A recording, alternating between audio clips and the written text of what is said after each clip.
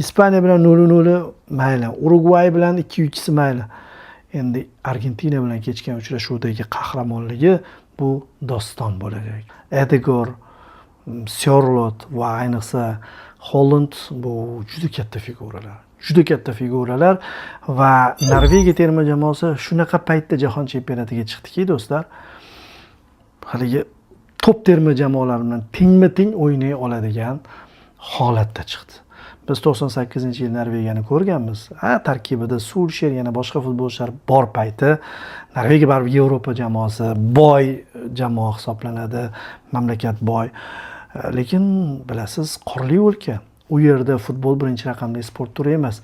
Va Norvegiya terma jamoasi vakillariga qarar ekansiz, Budio Glimtning o'yinlarini ko'rar ekansiz, bu narsa bekor emasdir degan bir fikr uyg'onadi. Haqiqatan ham bekorga emas. Norvegiyada futbol so'nggi 15-20 yilda sezilarli rivojlandi. Lekin bu rivojlanish asosan yoshlar tayyorlash tizimi va uzoq muddatli strategiya orqali amalga oshirilganini aytib o'tamiz. Sanaymiz ketdi.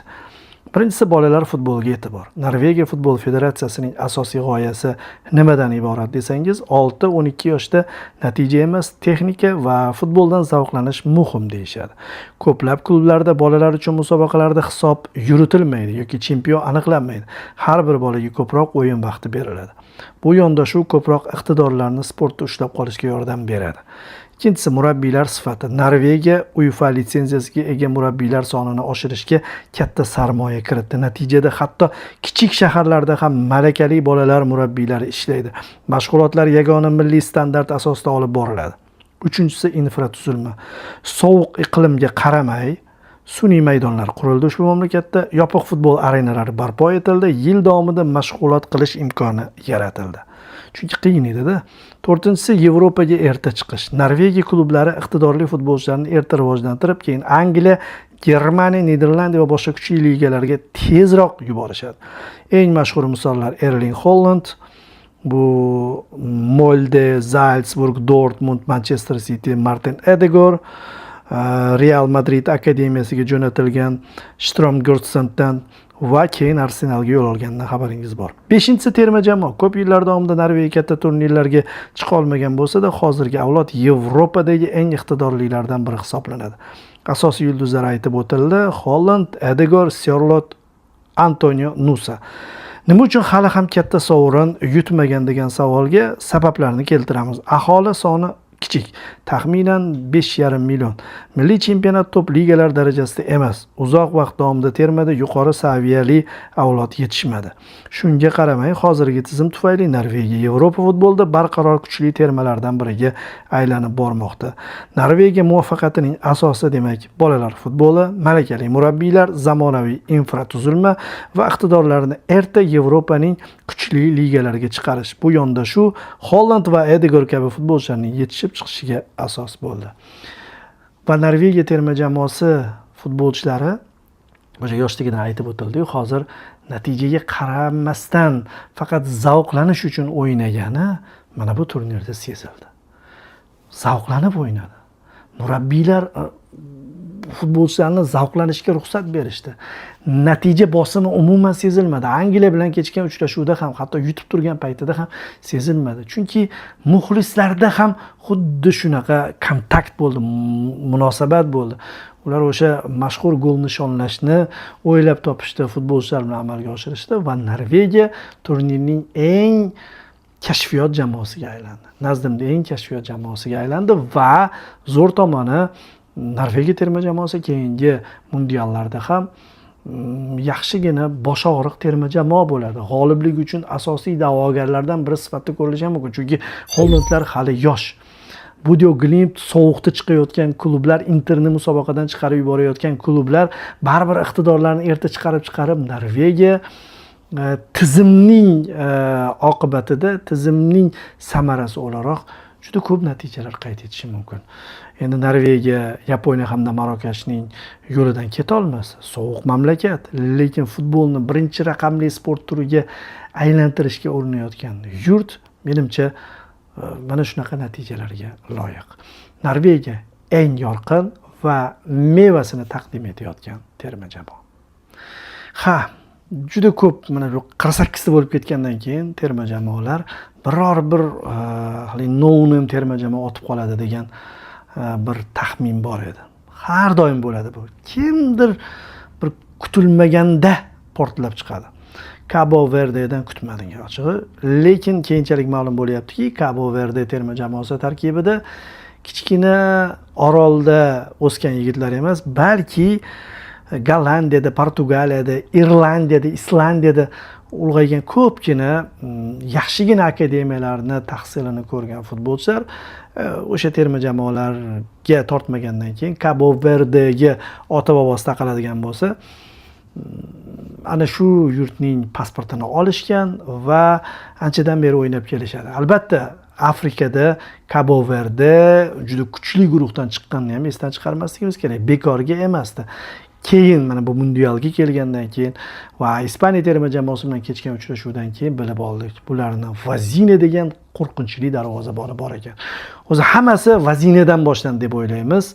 Hammasi Ispaniya terma jamoasining birinchi bo'limdagi ajoyib imkoniyatlarni ko'kka sovurishidan boshlandi. Keyin Vazine faktor yuzaga chiqdi va darvozabon 41 yoshda jamoani tinimsiz qutqarayotganini ko'rib turib, futbolchilar ham 100-150% o'ynab yuborishdi chog'i. Va borgan sari jamoa ochko qo'lga kiritar ekan, bir-biridan qiziqarli o'yinlar bo'ldi. Cabo Verde'da Urugvay bilan 2-1 hisobida oldinda borayotgan paytda Urugvay hisobni tenglashtirdi. 3-gol hisobga olmadi.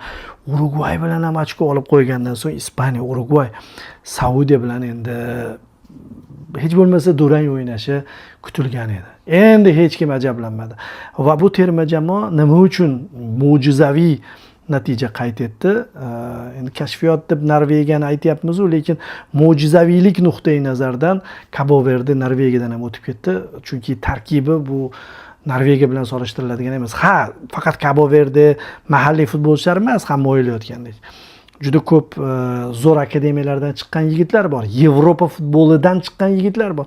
Lekin baribir ham natijalarga qaraydigan bo'lsak, Urugvay, Ispaniya, Argentina terma jamoasi bilan asosiy vaqtda, Saudiyani qo'shmayapmiz, asosiy vaqtda durang natija qayd etish uchun baribir tasodifdan yuqoriroq narsa bo'lishi kerak. Ya'ni futbolchilar qanaqadir fenomenal o'yin ko'rsatishlari kerak. Tabiiyki, Ispaniya bilan 0-0 mayli, Urugvay bilan 2-2 mayli. Endi Argentina bilan kechgan uchrashuvdagi qahramonligi bu doston bo'lacak. U uchrashuvda gollar birinchidan dahshatli, chiroyli kiritildi, kombinatsion kiritildi. Misol uchun Argentina terma jamoasining asosiy gollari burchak zarbalaridan va darvozabonning o'sha jarohat olgan ekan, chap tomoni o'sha tomonga yo'llangan zarbalar tufayli bo'ldi. Messi ham o'sha yerga urdi, keyin Romero ham bosh bilan o'sha tomonga zarba yo'llaganini ko'rding. Lisandro Martinez ham burchakdan uzatilgan to'p o'yinga kelgandan keyin yaqin burchakni nishonga oldi. Xullas, hammasi chap tomonga urildi. Lekin Cabo Verdening gollari bir-biridan chiroyli bo'ldi. Kombinatsion gol va uzoqdan kiritilgan gol bilmadim. O'zi aslida eng chiroyli gol bo'lishi kerak edi, lekin O'zbekiston terma jamoasi hujumchisi Eldor Shomurodov ilib ketsa kerak. Chunki open byudjetda yutib olayotgan millat Eldorga olib berishadi. O'sha gol. Eldor ham chiroyli urdi, lekin nazdimda Cabo Verde futbolchisining hisob tenglashtiruvchi goli qo'rqinchli bo'ldi, chiroyli bo'ldi. Va Vazine hamda Messi o'rtasidagi kurash bu endi bilmayman, tarix kitoblariga kiritilsa kerak. Cabo Verdening tarix kitoblariga kiritilsa kerak. Chunki 41 ga kirgan posbon, jamoasi yo'q posbon Messi bilan o'yin qildi. Ya'ni Messiga kurashasanmi deb turib taklif tashladi. Va bu kurashda yutib ham chiqib ketishiga bir baqiy qoldi. Jarima zarbalarini qaytardi, biriga birini qaytardi. Pressingida to'pni uzoqlashtirib yubordi. Juda qiziq.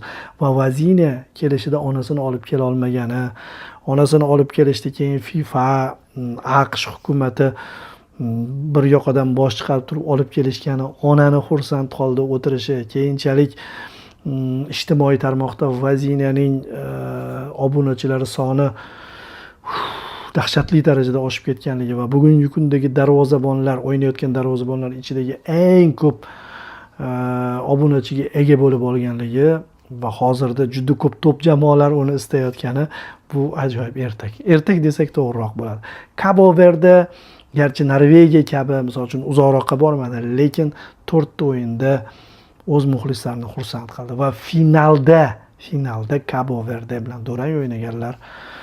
O'zaro o'ynashdi va qo'shib berilgan bo'limlarni agar olib tashlaydigan bo'lsak, o'sha yerda ham ikkalasi durang o'ynadi. Cabo Verde Ispaniya hamda Argentina bilan bir guruhdan joy oladigan bo'lsa, menimcha bir xil ochko jamg'arib yo birinchi, yo ikkinchi, yo uchinchi o'rinni qo'lga kiritishi mumkin edi. Xullas, Cabo Verde ertaga jahon chempionatlarini eslaganimizda 2026da nima edi desa birinchi bo'lib eslanadigan hodisaga aylandi.